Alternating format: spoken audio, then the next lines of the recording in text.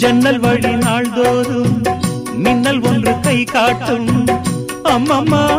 என்னைத்தான் ஆசைகளில் நீராட்டும் எனக்கும் உனக்கும் இருக்கும் நெருக்கம் இளமை தொடங்கி முதுமை வரைக்கும் இரவும் பகலும் உறவை வளர்க்கும் இடையில் இருக்கும் தடையை தகர்க்கும் விலகாத